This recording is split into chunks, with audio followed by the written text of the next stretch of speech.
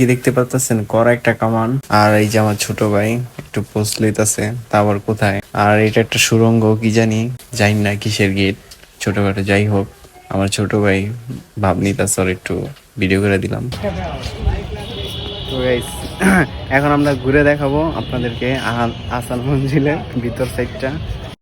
তো বাইরে থেকে মন্দিরটা ভালোই লাগতেছে, এখন ভিতরে চলে যাচ্ছি, ভিতরটা দেখাবো।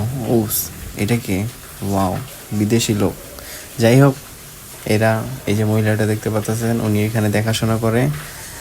তো ওইটা একটা কি যেন ছিল, কিন্তু সামনে, এই যে আমার সামনে দেখতে পারতেছেন, এটা হচ্ছে মেবি ড্রয়িং রুম। যাই হোক, আর এই বাচ্চা পোলাপান যাও।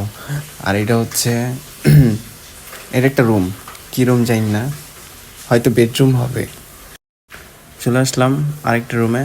সরি, এটা রুম না, এটা হচ্ছে ওয়াশরুম। আপনারা যারা আসবেন, যাদের ওয়াশরুমে চাপ দিবে, মঞ্জিলের ভিতরে আসবেন, এখানে ওয়াশরুম ছাড়বেন। আর দেখতে দেখতে চলে আসলাম কিচেনে। খিদা লাগলে গাইস এখান থেকে খায়া লইবেন, কিছু নাই কিন্তু পাকা খাইবেন, ঠিক আছে।